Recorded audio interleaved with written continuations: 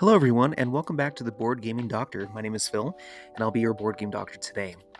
This episode has been my most highly anticipated one of this year as of today. This is finally the episode where I get to talk about Black Forest. I pre-ordered and purchased a copy as soon as it was made available, and I've been playing it solo and I've been playing it two-player as well multiple times in order to give you my comprehensive thoughts on this game. This is definitely my most anticipated game of this year. Not only is it the big box release for Rosenberg this year, who is my favorite designer, but it's also a sequel of sorts, both thematically and mechanically, to one of my favorite games of all time, which is Glass Road. So this very comprehensive review is going to go pretty deep into this game, including the things that I usually like to talk about with all of my reviews and first impressions, which are the gameplay highlights, or in other words, the mechanisms that make this game unique or give it some presence, the game comparisons, particularly with Glass Road, but also with other Rosenberg games, the peer review going over some of the comments that people have made about this game as well on Board Game Geek, and then finally give you my concluding thoughts, but also to include a lot more of a deep dive strategically, as well as pointing out things that I think are pretty unique or interesting about this game, going through some of the more interesting buildings, some of the strategy that I've come across these last couple of plays, and just overall interesting things about this game, in addition to what I think about this game and how it compares to some of my favorites, and if I would play it again. So let's dive into it. So starting with game highlights, let's talk about what I consider worker movement, but many people would call worker placement. The crux of this game revolves around these action tiles or tradespeople that are randomly placed throughout a central board at the beginning of the game. You take an empty spot in a village after you move to it, and take the actions depicted on each adjacent tile in any order you choose. You must be wary of other players, though, as you may have to pay a resource to them if you enter a village with them in it already, and that scales up for the more people that are present in that village you enter. One tile in particular is the Traveling Merchant, which may be moved around by spending commodities on your own from your own personal supply. More on that later. Switching places with another tile, making the initially random setup even more dynamic as you play throughout the game, where you can mix and match and move around these action tiles to different villages, creating new combinations of actions that you can take when you decide to step into that village and take those actions. Next are the resource wheels. As in Glass Road, you keep track of your resources with wheels. You have basic goods and upgraded goods, and when you have at least one of each basic good on a wheel, you automatically move that dial clockwise to essentially convert those resources automatically to make an upgraded one. One wheel in particular, you have the teal commodity, which is spent by moving the traveling merchant, but also the purple provisions, which must be spent to move your pawn from village to village. Next, you have the tableau building aspect of this game. Your tableau is called an estate, and you modify your estate by placing building tiles, landscapes, stables, etc., cows and pigs as well, onto your estate and arranging them depending on the puzzle that you're trying to solve with certain buildings and how you score them. But you also get to advance on a little track, which is this little glass bead that you have, and when it reaches the very top of that track, you will be able to add an extension board to your original estate, where you move that track over, you restart that glass bead at the bottom, and can progress and add even more extensions if you reach the top of that track again. You will score points based off of these extensions at the end of the game, and it allows for more tiles to be placed on, obviously, but also to replenish more forests for you to utilize for different buildings and actions that you take in the game. There is a new mechanism when you compare this to Glass Road in the form of jobs. And as you rotate through your right dial on your resource wheels, you eventually will unlock the ability to have jobs available on the main board. And you randomly place these jobs out on a board. Each job has a particular location that they can be placed at, whether it's dependent on a printed spot on the board or depending on where a tradesperson is already at on the board as well. But essentially, you can travel to these jobs, you can spend the resources required to fulfill the job, and you get a lot of resources in turn. So it's a one-time effect to really bump up the resource gathering. And some of them have some different effects as well. More on my thoughts on jobs later. Finally, the last mechanism I want to talk about is how you end the game.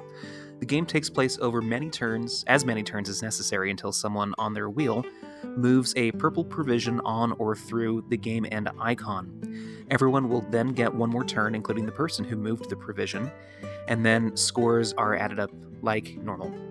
In this game, in addition to the points being on the building tiles that you place, leftover glass, and endgame points earned, you will also gain points based off of animals only placed in stables, as well as extra estate pieces you've added onto your tableau, as we've already discussed, and how far you move your dial on the provision/commodity wheel.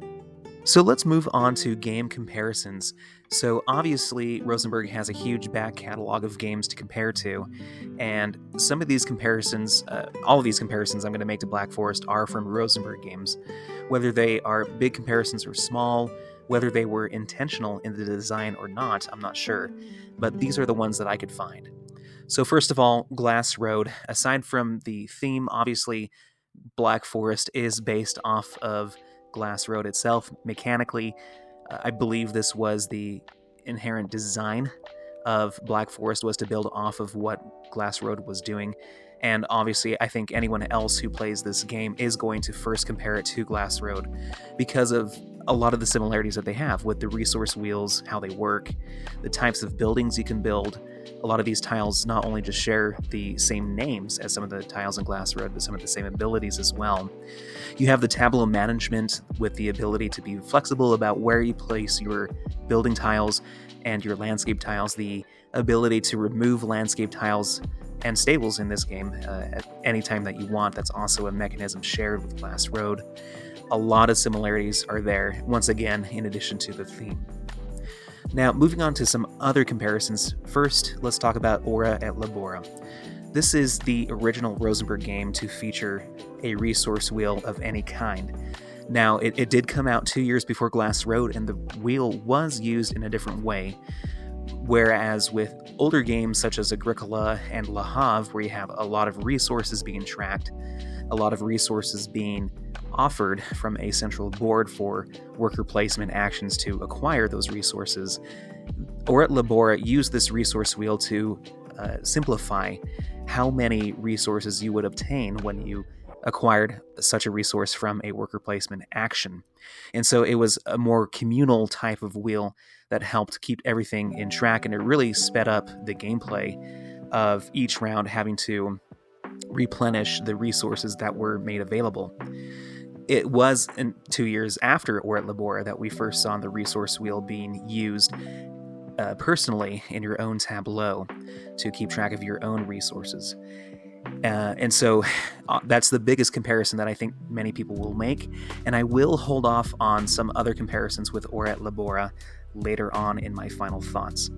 But the other game that does use resource wheels is Oranienburger Canal, a more recent release from Rosenberg in the last year or two, depending on when you might have acquired it, if you did back it on GameFound, versus the Silex release this year for a new version, a second edition with new artwork and some modifications to rules.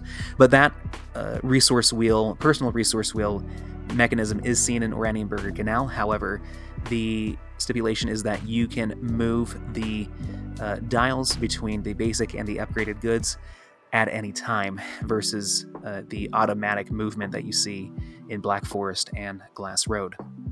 The next game that I want to compare this to is Fields of Arle.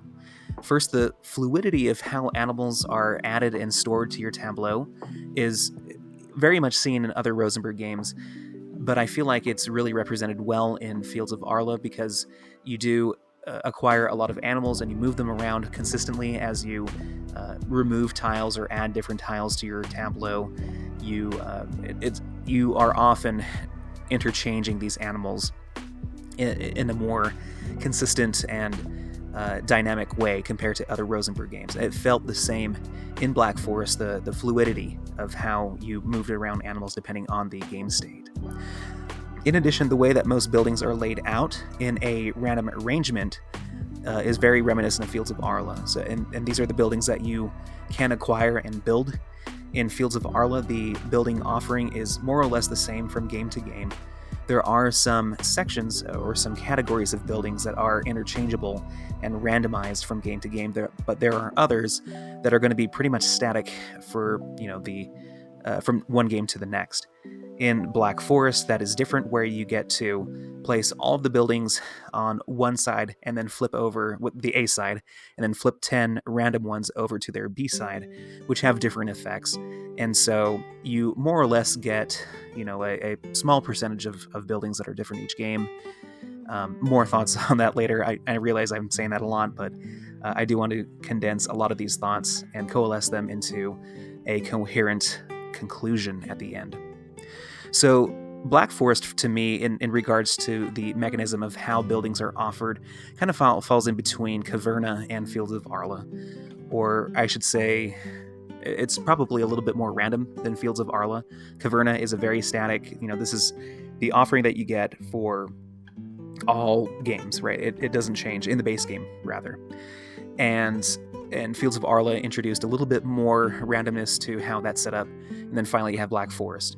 Of note, I do want to mention that Tito Lawrence was the designer of one of the expansions, or the only main expansion to Fields of Arle as well. And so there might have been some influence when coming to Black Forest and the approach to giving us the offering of buildings to build from in the way that it is as per the rules. So I thought that was interesting. The next game is Mercator. So this is an older game from Rosenberg back before Glass Road and Or et Labora came out, but after the big three, Agricola, At the Gates of Loyang, and Le Havre came out. And in that game, it was a very different theme compared to a lot of Rosenberg games then and since, where it's more industrial, or I should say more merchant-based and more trade-oriented, with order fulfillment and things like that. You would move around an old map of Europe and spend resources in the form of time to move around the board. And so that was very reminiscent when I first thought of and witnessed that board for Black Forest, which ended up being true, that you do move around by spending provisions, which you do acquire throughout the game. And so there's the ability to be stuck. I don't know if I previously mentioned, but you have the ability to be stuck in Black Forest without being able to move anywhere in the same village as well as other villages. And so you might have to beg for food and use up a turn to gain the resources to move the next turn.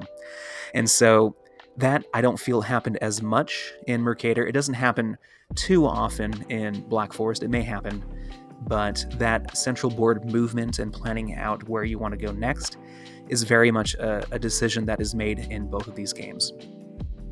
The next game is Hallertau on my list to compare, and mostly for the jobs that you see in Black Forest. The jobs and how you randomly shuffle them and place them out onto a board in certain spots in Black Forest really reminded me of the randomness of the different decks of cards that you can draw from during the game in Hallertau. And this kind of goes into my concluding thoughts about how that randomness works from game to game and how much it affects a player's game if the right jobs are revealed at the right time and in the right place. And then finally, the last game that I wanted to compare is Plantanubo. Now, I have not played this game yet. I've looked at videos, especially last year when it was released in Europe for Essen. It is now currently being released in the United States as we speak. So I haven't played it at all and don't understand all the rules at this time, but I do understand the crux of taking actions in that game is somewhat similar to Black Forest, where you do place, in Plantanubo, you place your tools out in the tool phase to take an action wherever you place your tool, you take an action in between or flanking the tools that you placed. You can spend other resources to take both actions as well. And so the ability to choose a space in Black Forest and to go to and to automatically take both of those actions in any order is definitely more flexible and feels a lot easier to do. That has nothing to say about the tightness of the resources of this game, but I feel like that option and the decisions that you get to make in Black Forest are kind of multiplied in a sense that you're looking at two different action combinations to take an action from rather than just one from one action space for a worker placement, So I assume that it's going to feel very similar when I do happen to try Planta Nubo, with the added decision space of having more like a combination, more than one action space to choose from. So let's move on to the peer review. So normally when I go through the comments on Board Game Geek and coalesce them into a list in this section, I look at what people have good to say about this game, and the cons, this or that. And in this particular review, I found it was interesting that a lot of people who have had the opportunity to play and review this game, they either inherently enjoy Rosenberg games or they don't. And so a lot of people who ended up not liking Rosenberg games in the past, for some reason, whether they or other friends wanted to play the game, they ended up playing it and reviewing it and gave it a lower score. A lot of the low scores ended up being that kind of the gist of their comments were, well, I really don't like Rosenberg games and this one doesn't stand out from among them. And so you have those folks who have, negatively reviewed it because they're, I feel, inherently biased against it. And then you have those who are inherently biased for Rosenberg games, giving it a glowing review and rating on Board Game Geek. And so in both camps, I tried to pick out instead some of the topics that either rubbed people the right way or the wrong way. And some of those topics include how long the game plays, the game length, it being more of an indeterminate set of rounds and turns rather than a static and set number of rounds or actions that you can take in the game. Come to think of it, as I look at a lot of the big box games that I own and have played from Rosenberg, none come to mind that use an indeterminate amount of rounds structure for their game. I think all of them use a set number of rounds. Now, I could be wrong, and there could be some other maybe smaller games, like Bonanza, for example, does not have a set number of rounds, but you, out of the big box games, I think you have a set number of rounds for each of them, except for Black Forest. So I thought that was very interesting, and some people had good and bad things to say about that. The tightness of resources, a lot of people enjoy that in games in general, and they enjoy that about Rosenberg games, and some don't, right? You have the front-loading of building tiles, the offering of the different buildings that you have at the beginning of the game is controversial, as well as the variability from game to game in what buildings are offered. You have the comparisons with Glass Road as well, in addition to game length, as well as the mechanisms, like the additional complexity that Black Forest has with the worker placement and worker movement, but also the big differences being the way that actions are taken, meaning the worker placement in Black Forest versus the card play of Glass Road. So a lot of people have things to say about that. And then finally, I wanted to talk briefly about the two-player rules. In some reviews, prominent reviewers have mentioned that they dislike this concept where in a two-player game, specifically in Black Forest, you utilize an extra third worker pawn as a dummy player, and they help add interaction to when you visit a village, you would lose a resource as if it were a three-player game and you're interacting with this dummy player. You just lose a resource. You don't have to give, the opponent, the other player, a resource unless you're in that village with them too.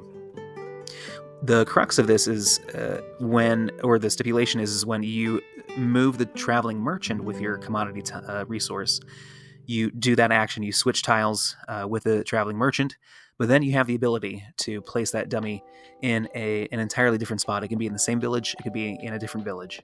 It doesn't matter. And so it gives you the opportunity to potentially block a space that your other opponent would want to take, or to place it in a village that would, force them to give up a resource if you plan it out correctly and predict where they might want to go. Now, before I get into my concluding thoughts, I want to do something unique for this review, and that is a deeper dive into some of the aspects about the game that didn't necessarily fit into any other category. So, first of all, for theme, talking about the theme, I really like the aspect that this is a continuation of the story that Glass Road tells. It kind of seems like it's the next step in industrialization of the Black Forest region, rather than focusing in on a single part of the, a single little hut or little region that you're focusing on in Glass Road. You're expanding this out to neighboring villages. It really felt like, artistically as well as thematically, with even some of the building tiles and some of the jobs and where you place them and everything, it felt like these were actual cities and villages that are and were located in the Black Forest region. And so for me, it was a really nice touch, and what it took what a dry Euro could have been and made it a little bit more interesting to look at and to be a part of when playing the game. Now, I find, so according to the rules, the next point is that the different building boards, the larger boards that hold all of the small tiles and the large building tiles as well, have backsides to them. And the largest one has a the medium-sized one has a scoring track that you are asked to flip over in the main rules and use when you are tallying up your scores. I never did that. I'm used to Glass Road, where there is no scoring track, and you can just tally up the scores by visualizing your tableau. It's pretty straightforward and easy once you do it one or a few times. And it was very similar in Black Forest. I felt like it was pretty easy to score your points. In addition to that, some of the talking about the scores as well, I felt like a really good score that I've seen myself and others achieve and try to reach was in the 40s, perhaps 50s or so. In the solo mode, there is a ranking very similar to like the solo mode in Newsfjord, where you're trying to achieve the highest score possible, and it kind of tiers out different scores that you might be able to get. And I believe it's about 70 or 80 points that a solo score can really maximize out of. I don't know if that is possible. I suppose it is possible if you really delay out the game in a multiplayer version of Glass Road, of Black Forest, but like that 40s and 50s mark was seemingly a pretty good place to end up at. The board itself that you keep track goes up to 60, and so I suppose that that is probably around the place where people were maxing out with scores during playtests. Now, anyway, so it's great that that's there, and you could perhaps use it during the game to really keep track of the points that you have and everyone else has as well. That's a feature that I've really appreciated in Glass Road on Board Game Arena, is to be able to follow that score, at least for a portion of the scoring, from your opponent or opponents, to kind of gauge where you're at in the game and kind of help you strategize a little bit better. However, in this game, while that could be utilized, another thing that I found was interesting was that there is a very artistic back to the largest building board, and in that, as you might see pictured here, there are spaces that fit a small building tile perfectly, and there's some that you can even count as two for like a large building. And so it got me thinking, as far as like a house rule for the variability that is, or the lack thereof in this game when it comes to building tiles, you could potentially use that large board and randomly assign buildings to that board and replenish them as the game goes on, in a similar fashion that you would see in Glass Road. I haven't tried this out myself. I don't know if this would work, if it would affect any balancing of the game at all, and it would lose out on the organization that you would have with the front side of that building, and how each row and column is organized by resource type. However, I did think that was an interesting idea, and I probably will try it out at some point just to see how it goes. But that might be a little house rule that you might be able to use, not just to improvise with a building offering, but to utilize something that does it appears to have some sort of significance, and it fortunately does. It is like sectored out and sectioned out to have these small buildings placed into anyway. So I thought that was interesting. The tightness of the resources is pretty evident in this game, especially when it comes to the actions that you take. There are approximately one tile per resource that you can potentially gain on your board, as well as your resource dials on the main board itself. And so early on in the game, I feel like it's very expensive and hard, especially depending on how each of the tiles are arranged. It's not completely random. Every tile, worker placement tile has a certain back to it, like a family crest, and they start on certain spots around the game. And so there is a little bit of organization to where those actions could potentially be. And they're spread out enough, like you wouldn't have all of the constructed building tiles in one village, for example, at the beginning of the game at least. And so there is a little bit of help and spread to be able to go around the different villages and take different actions to get different resources. And so that is nice. And when the traveling merchant happens, yes, things will get mixed up. But it still feels very tight at the beginning of the game. For example, the furnace maker, and it's expensive for the actions to take themselves. For example, the furnace maker requires 3 brick to advance 2 spaces on your glass track on your tableau. And you start the game with 3 bricks, and so you either have to make your way down to the other tradesperson, which I forget right now, where it gives you 4 brick to use, which is the only spot on the board to be able to use that, and then make your way back to the furnace maker to use that to advance your glass track. That takes 2 turns. That's using provisions.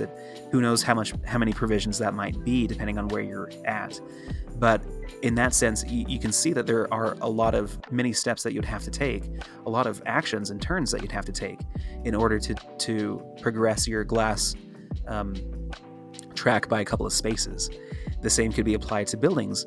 I felt like there were a lot of buildings that were pretty expensive that I was eyeing for either points or for a nice anytime action.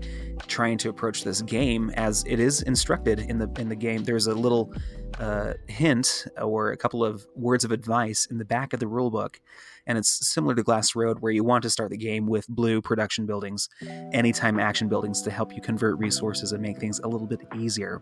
However, a lot of those buildings were kind of tough to get. You have to really pinpoint one that you could build and build quickly before someone else does, depending on where you're at in the central board and what kind of action combinations could efficiently get you to that point where you can build those. And so it did feel like it was a little slow at the beginning, really tight in the beginning of the game to acquire the right resources in the right timing, in the right timeline and time frame to be able to build those buildings and progress your engine to the point where things are snowballing to the point where you can really see the end game in sight. And so I thought that was interesting. The traveling merchant really helps alleviate the resource tightness, and so I do appreciate having the commodity tile, or resource rather, to switch up the action spots, maybe using it as a reverse action where you send it away and bring another action tile to the village that you want to be in, to use that in combination with another action. And so there is a lot of strategy that happens with the traveling merchant, but once again you have the stipulation of moving the dummy player and having a lot of interaction based off of that dummy player in the 2-player version. But it's just like the supplier, the traveling merchant rather, is like the supplier in Glass Road, where if you gain 2 resources of any type, you're giving everyone else one of that resource. And so it's a double-edged sword. You can progress your own resource gain and your goals. You can try to achieve your goals a lot faster with that, but at potentially the expense of quickening someone else's game too. So a lot of strategy and thought going behind that mechanism as well. The jobs themselves, so I wanted to talk about these.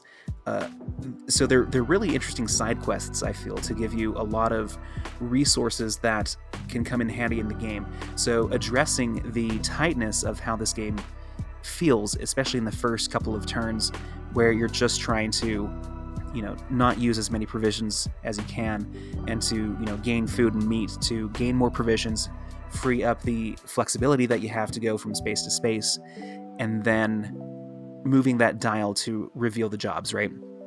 And so those jobs at first glance were very generous, right? Like, okay, I can probably grind to get 7 of a certain type of resource, to get a ton of different and varied resources to really up my abilities to build buildings, to gain glass, etc. Right? Some of them had some really interesting effects too. So, like the captain job allows you to build a small building for free. I feel that's really strong. I could build a very expensive building, say, like later in the game, if there was an end game point, trigger or point building that I wanted to build, like the village church, for example. I could build that for free. Like, I don't have to pay 2 glass. I don't have to pay all the other resources for that building. Very strong. So when the captain job pulls up, I feel like it's very sought after, right?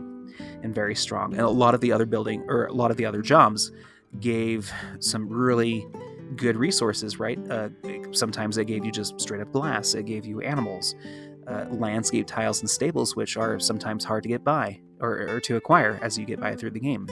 And so they were very efficient. They didn't lead to a lot of direct points, but they did give you the ability to jumpstart your game in the middle of the game usually and get to where you wanted to go. So I thought that was interesting. The large buildings in particular offer different endgame objectives to pursue, right? And so they are the bottom row in Glass Road, the 4 buildings that are offered and replenished throughout the game. Those are the end game, triggering points, the game end objectives that you're trying to chase. And so the large buildings offered that similar offering as well, to chase usually by the mid to late game. And so I felt that was a great way to start when you don't know where to begin with this game. You look at that really large offering of buildings and you feel a little overwhelmed, where you kind of step back and you look at those large buildings and say, okay, I can try to pursue that. I think that'll be a lot of points. So let me break down the actions and buildings that I would need to eventually lead me to build that large building. So I really liked that. I think it helped pinpoint what you tried to do overall. Things would change, of course, during the course of the game, but I really like that. And then breaking down those large buildings, you had the Category 1 buildings that offer general endgame objectives that you're trying to pursue. The Type 2 buildings were straight, 10 points. You would turn in 3 glass and a bunch of other different resources for just 10 points, which is usually somewhere in the middle between the Tier 1 and Tier 3 buildings. And then the Tier 3 buildings were like a mix of a lot of these different actions. You had buildings that would give you production, anytime actions, as well as ongoing abilities or game end objectives to try to pursue as well. And so I really enjoyed the different spread, and I like that you're not playing with all of those as well from game to game. It does add that variability that I think a lot of us are trying to chase in games like this. My favorite buildings of these types, the large buildings, were the construction yard and the livestock farm, which I think in my preliminary thoughts and on strategy, I felt like these buildings really followed strategies that you would try to pursue anyway to score well in this game. And so I felt like when those buildings were out, those were very worthy of chasing, rather than, more so I should say, than any of the other buildings, which did give you a lot of points, but perhaps were going a little too out of the way from what you might normally want to pursue in a game if those buildings were not offered in the first place. And so the small buildings, they, like I've said, they don't have a lot of variability other than the 10 that are being flipped over to the B side at the beginning of the game, if you're not playing the beginning version of the game itself. And so once again, I kind of mentioned this too, like, it's really nice how they're organized. Each row has a different resource that they're working with, and then each column also tells you how much glass you would need to use to build them. The leftmost column is 0 glass, and then it goes to 1, and then 2 for the rightmost column. And so it was pretty easy to navigate these buildings when you say, when you ask yourself, okay, I need water. For my on the dial that I need to gain water. Let me look at that row of 3 buildings that deal with water. okay, I can build this one. Does that fit with my plan? Or on the other side, you would gain glass, right? You would move your dial, gain 1 or 2 glass, and be like, okay, now I have 1 glass. I know I can build at least this column of the middle column of buildings, right? And so let me take a look at those, see how many points they're worth. Maybe some of these buildings align with other resources that I need for strategy, etc. And so while the front-loading problem or issue, if you think it's an issue, while that fact is real and present, the organization really does help out. It was very reminiscent, actually, of A Feast for Odin, in the way that each column and row is situated and organized for the worker placement aspect of that game.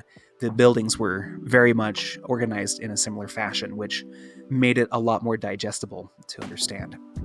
So let's go through some of the small buildings that I thought were very interesting and potentially could be strategy provoking in what you try to pursue from game to game if they are available. So first is the fort. Not having to pay other people resources when you enter a village, including a dummy player if you're playing the 2-player game, takes a burden off of your shoulders. If you are able to build that building, and especially at lower player counts, 1 or 2 players if you're playing solo, or 2 players, it's very cheap. It's worth 3 points. It's a very nice building, and you don't have to worry about losing resources at all. You're just playing Glass Road essentially at that point, and not having to worry about the worker placement and interaction. And so I figure, even though it's more expensive at higher player counts, that it would be a chase building for some, I think, when you play the game. The tenement building is probably one of the easier ways to gain wood and clay, or bricks. And so wood and bricks are pretty much, I would say, like 90% of the buildings or so require wood and bricks to build. And they're very hard to come by, frankly. A lot of the buildings, I'll talk about a few of them, but the buildings, I've looked at the front and backs for wood and brick in particular, and they some of them, like half of them are kind of difficult to do, or they would run out pretty quickly. I just feel like, comparing this to Glass Road, it's a lot easier to come by the resources that you need to build buildings than it is in Black Forest. It just felt so tight. I think that's part of the reason why it felt so tight, was that these building resources were hard to come by. And so the tenement building is probably one of the easier ways to gain both wood and bricks at the same time. And so that often was a building that I was trying to chase when playing the game. The carving workshop is another easy way to get wood.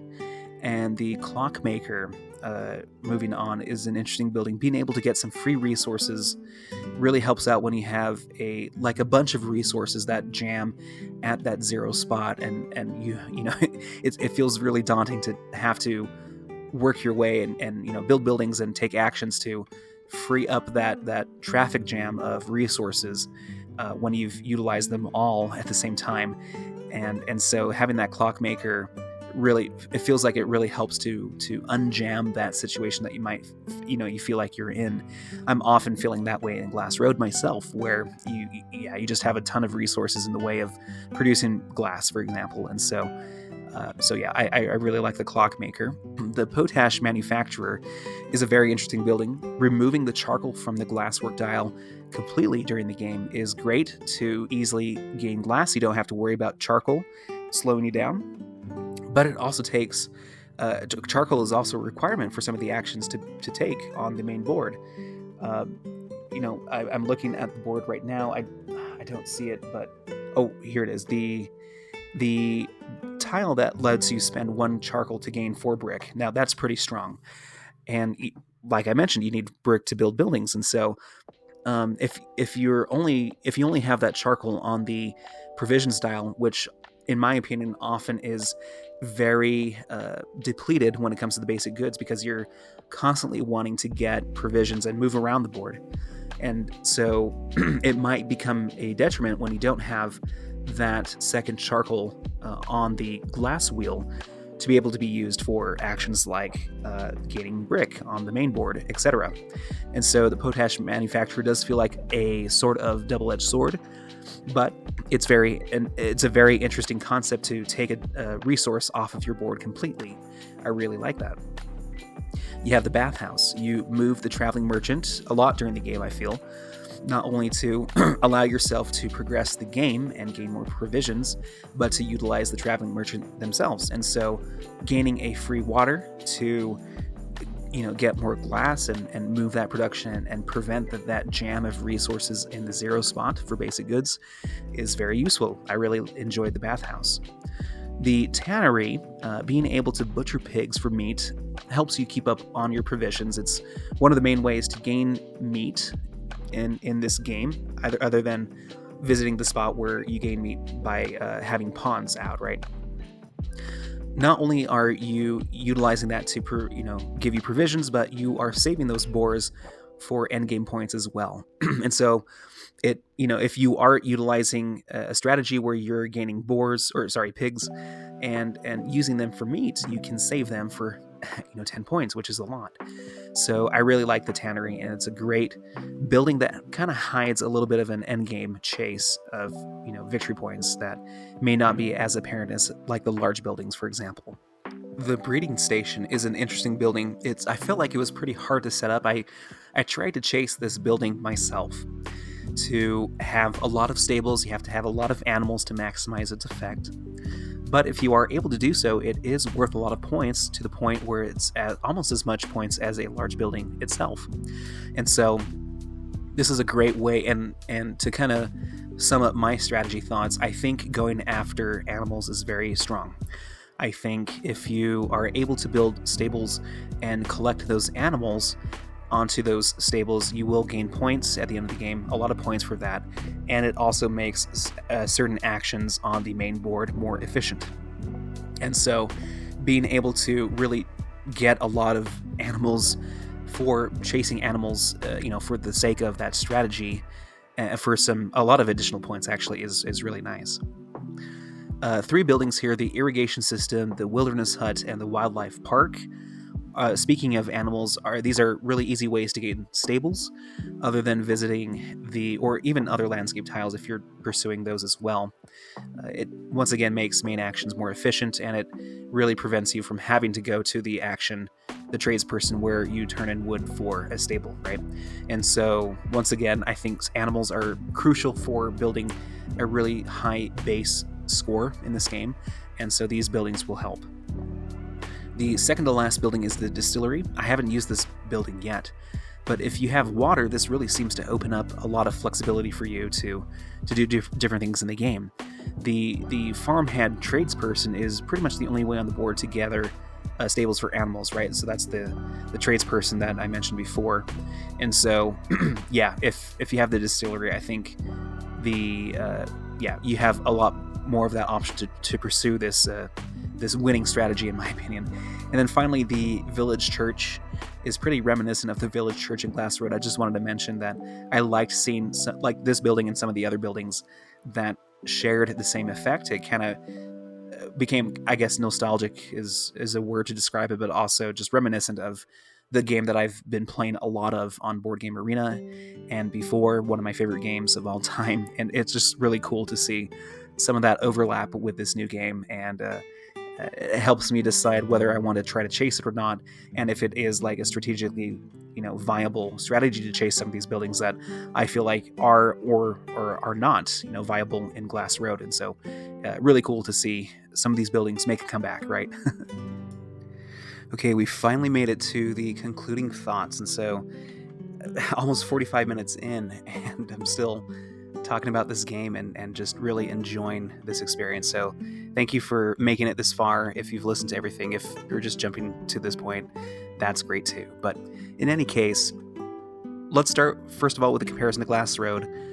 I've made many comparisons to it mechanically thus far, but how would I compare it myself in terms of enjoyment and the desire to play Black Forest versus Glass Road, right? First of all, obviously this is a sequel to Glass Road. Rumor has it that Black Forest was in development all the way back in 2012, and it was the base idea that Glass Road was taken from, is what I understand. And you can kind of see that kind of in a similar pattern to how the development of Patchwork and A Feast for Odin occurred, where Patchwork was kind of taken out as a mechanical part, of A Feast for Odin and made it into a game in and of itself, which did really well. And it spurred into different games, as we've seen in the Polyomino verse of Rosenberg. And so I'm getting the same sense that that's what happened with Glass Road and Black Forest. It's really interesting. It could be interesting in a negative way for some people to say, hey, this game was in works 12 years ago, and it was seemingly scrapped until now, until someone else, like perhaps you might think that Tito Lawrence came in to fix this game and to resurrect the ashes of a scrapped game that had potential. And so some other people, maybe this game had been worked on perhaps as more of a back burner type of project in the last 12 years, and now eventually has been, perfected or polished enough to be released in retail. And so I don't know the inner workings of this game and the design and the development of this design. And so, I think it's awesome that this game is finally here. Something that has been talked about for so long is finally at our table. And so now, especially now that this game has come out, it came out at a time, for me personally, where I've really been able to deep dive Glass Road, as it's been available for a couple of months on Board Game Arena. And so the comparisons are very fresh in my mind and very astute, I feel. Glass Road is obviously a quicker game. It's limited by 4 rounds, 5 if you're playing the longer game. It is very limited to the cards that you choose. It utilizes a whole different mechanism to allow for interaction among players, with the way that the cards work. And so that is very different than what is going on here. I think Black Forest is more easily digestible and understandable if you are understand worker placement and worker movement. But if you play Black Forest and then Glass Road, you'll see the similarities and vice versa. And so for me, what would I play? In my personal experiences now, with how much I can game in person, one, having Glass Road available on Board Game Arena is just a godsend. I think that it's allowed me to really appreciate and enjoy the simplicity and streamlined experience that you have with Glass Road. And the card play is so unique among Euro games in general that I feel like there is so much you can explore when it comes to understanding your opponent, in addition to understanding the game, what makes the game in a vacuum work. And so for it being shorter and for it being having that interaction in lieu of the cards, via the cards, I should say, that I feel like still makes Glass Road a more preferable game to me. I really did enjoy Black Forest, though. I really enjoyed the solo experience of it. I feel like almost unanimously people enjoyed the solo game of Black Forest. It provided an experience in about an hour or so for me to solve a puzzle and to move around the board. It utilizes, you pick up the 5 pawns and you move them around as you would in the multiplayer game, blocking yourself from taking actions twice over in a certain round. And there's also an interesting thing where you mix up the tradespeople worker placement tiles midway through the game as well, and so it rearranges everything, and so you have to kind of start over, very similar to how you utilize cards and then put them aside in the solo version of Glass Road. And so yeah, I really like the way that, despite me enjoying Glass Road more and more likely being able to bring it to the table, or now digitally, I still really appreciate how Black Forest utilizes a similar approach to this Eurogame experience of resource wheels and tableau management and building, but with this kind of unique approach, at least to me, a unique approach to worker placement, but making it dynamic as well. Having the traveling merchant move around and switching up some of these tiles was really cool. I will address, in my personal experience with the dummy player, I did mention that I've only played this 2-player, that I did not find that interaction to be very negative at all. It kind of served for me the type of interaction that I enjoy in Glass Road is seen in this 2-player version. I felt the same, trying to get into the mind of my opponent and predict where they might go. I didn't execute it very well, and so many times I would place the dummy player in a spot that I thought was really good for my opponent, but it ended up being really good for me a couple turns later, and so I essentially blocked myself many times, and that didn't turn out well. And so I think with more experience in this game, I think you'll be able to really understand what your opponent is trying to do and make a better predicted movement of that dummy player if you're playing this 2-player.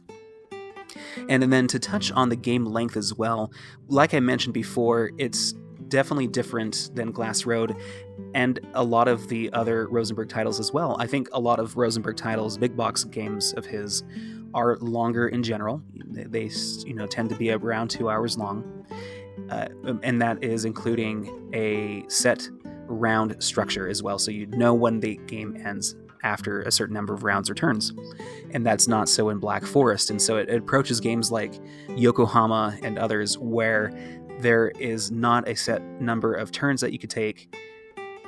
Kind of, right? There is kind of a pseudo timer. You might be able to math out exactly how many turns you might have if you don't travel within a same village and use provisions on every single turn, right? And so there is a sort of timer, and you can kind of gauge how long a game could last. But that's not going to be the case from game to game. It's not going to be the exact same from game to game. And so that aspect, I think, does inherently make this game longer. And I will say that, including the teach, I should mention, the game did last about 2 hours, 15 minutes or so at a 2-player level. And so I think to get down to 2 players with 2 hours with 3 or 4 players, it might take longer, or it might take more experience with the game to really get it to that point. It's going to take longer if you're playing with new players, and so that might make the game drag a little bit more. And especially with how tight it is, it just it could feel like it's dragging a lot, especially at the beginning of the game. The job offers and the randomness associated with it felt it kind of soured some of my experiences, I will be honest. Some of the jobs that came up for opponents of mine came out at the exact right time that they needed it, and they had the exact amount of resources that they needed and could utilize it quickly and faster than I could, and to benefit their own strategy better than I could, and it just helped them propel them to victory. If those jobs were in place, they might have lost to me, and the same is flipped. There was another game where I played and got the captain, the job that I mentioned before, and was able to build the village church for free. And those 8 points helped me beat my opponent. If I didn't have that, I might have tied or probably lost to this opponent. And so those really did it made or broke the game. And so it kind of didn't feel great in a more deterministic way that I wanted to approach this game at a more strategic level, and not having the randomness of the jobs affect me too much. I will mention that I did play it incorrectly. I should have flipped. In a 2-player experience, you should end up having 3 jobs total to choose from rather than just 2. And so I did limit myself some options there. But I will say that it did really, favor one way or the other in a 2-player experience rather. And it could be very beneficial or very detrimental to your experience as you do play this game for 2 hours and build up an engine and a strategy that you try to deterministically create and propel yourself towards the end game objectives that you want to pursue. Those jobs can be very tantalizing, but also very helpful and propel your opponents farther than what you can do on your own, and you're kind of left to catch up or try to pursue another job that perhaps isn't as beneficial, but you're just hoping for another job to pop up and serve your strategy well. So it's very similar to the experience that many have had with Hallertau, and if that really did rub you wrong, then that might sour your experience with Black Forest as well. And then finally, the components, yes, the dual layered resource wheels are warped, at least with the printing that I have and many of the printings that most other people have, I think in the United States is in particular. And so that really does affect you. You can approach it, put weights on them or just wait for another printing to hopefully fix it. So I actually wanted to address this comparison. I felt like Glass Road compares more to Ora Labora than it does to Black Forest than it does to Glass Road. So Ora Labora is a bigger box game than Glass Road is. It's a longer game. You have more of a static assortment of buildings to choose from versus Glass Road, where it's more dynamic, the offerings that you have. You have more flexibility to build out your tableau, or just as much flexibility to place, tiles and cards wherever you want to in Ora Labora and Black Forest. But you can also extend your tableau like you kind of can in Ora Labora as compared to Black Road. And so there's a little bit of like that interaction too, where you can use other people's buildings, like you can in Le Havre as well, where you have to spend a resource and give it to another opponent to be able to use their building. In Ora Labora, you kind of get that sense when you enter another village with another opponent in Black Forest. And so, to me, that all kind of culminated to an experience that I've had with Ora Labora. Now, I prefer Black Forest over Ora Labora because Ora Labora, I'm saying that a lot, has more of a static, assortment of buildings, and so it feels a little bit more stale in comparison to Glass Road. Strategically, it probably isn't. There's a lot to explore with that game anyway, but Black Forest does feel like it has a little bit more variability from game to game, even though it's relatively not as much compared to other Rosenberg games. So, where does Black Forest rank? If so, Glass Road is more preferred in my opinion than Black Forest is. Right? I think the jobs and the front loading of buildings having despite a little bit of variability amongst the buildings, having them all being front-loaded just kind of gives me the vibes of Caverna, which I think is inferior to Agricola in my tastes.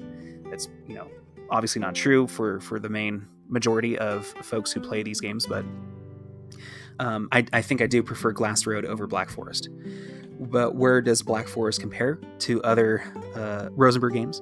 So Agricola is my number 1, Glass Road is my number 2, and Oranienburger Canal still remains my number 3. I think I like Oranienburger Canal more because it feels a little bit faster because it's only a 2-player game or solo.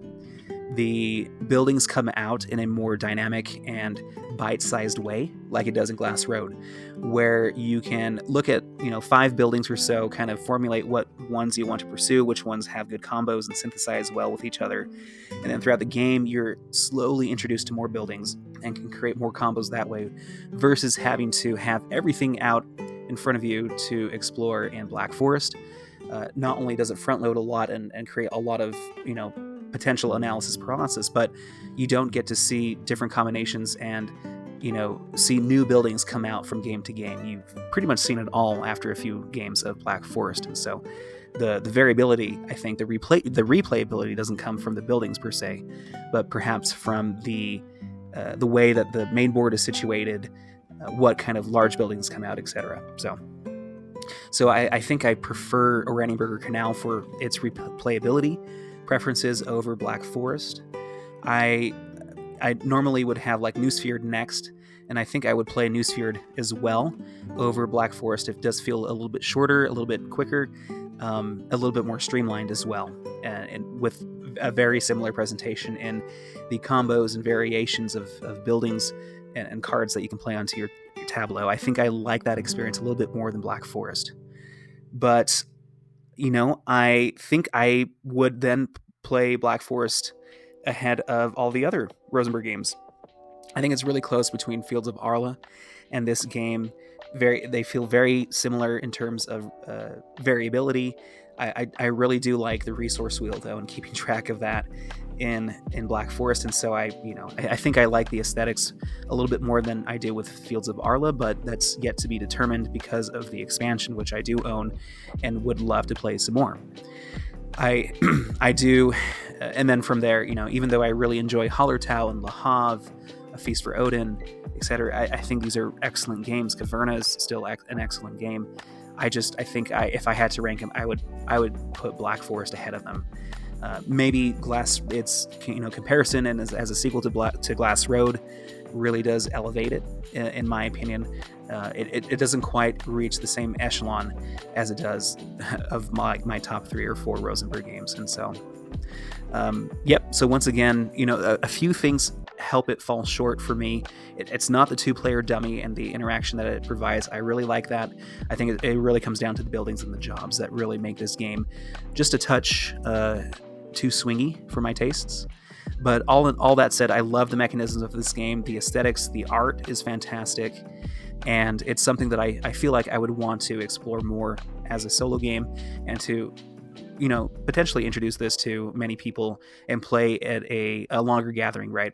I usually would only have time to play Glass Road, but if I do eventually have more time to explore a game and play a game over and over again with a regular group of people, Black Forest, I think, has the potential to be very replayable. There's, I think, the opportunity to create a meta in this game and really explore that. So I'm so glad that this game has finally been released after 12 years of design. I think the wait was well worth it. I gave it a 9 out of 10 on Board Game Geek for what that's worth, and highly recommend it if you do enjoy Rosenberg games. So thank you for listening to all of that. I've been really working hard on getting this episode ready and visually acceptable and hopefully worthy of your time as well on YouTube. And so thank you for making it this far, and hope you consult me the next time in the next video, and appreciate your time now. So I'll leave it there, and hope to see you again soon. Take care.